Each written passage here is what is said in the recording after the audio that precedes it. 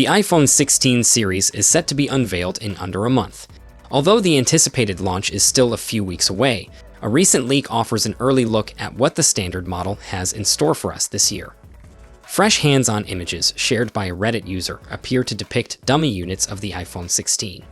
These images reveal the back of the device, showcasing two color options and a redesigned rear camera setup. Reddit user Caxino shared these purported hands-on renders, indicating that the phone will come in black and white.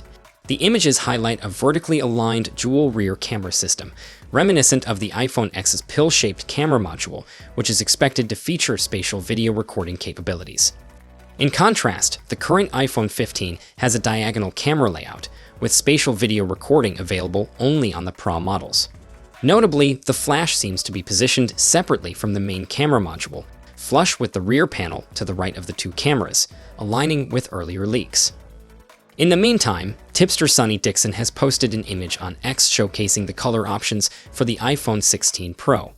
The picture features dummy models in black, white, gold, and gray or titanium shades, consistent with his earlier updates. While the post doesn't reveal the official names for these colors, it's expected that Apple will continue using the titanium branding from the iPhone 15 Pro for the new iPhone 16 Pro models. Additionally, the image hints at a possible size increase compared to previous versions, along with rear cameras arranged diagonally. The newly introduced gold option might take the place of the blue titanium from the current iPhone 15 Pro series. Back in May, analyst Ming-Chi Kuo indicated that the iPhone 16 Pro and Pro Max would be available in black, white, or silver, gray, and a new rose color, which is set to replace the blue titanium. Currently, the iPhone 15 Pro and Pro Max come in black titanium, white titanium, and blue titanium. Overall, it seems we can expect a variety of new colors with the upcoming iPhone 16 lineup. But will these changes be enough to entice upgrades this year?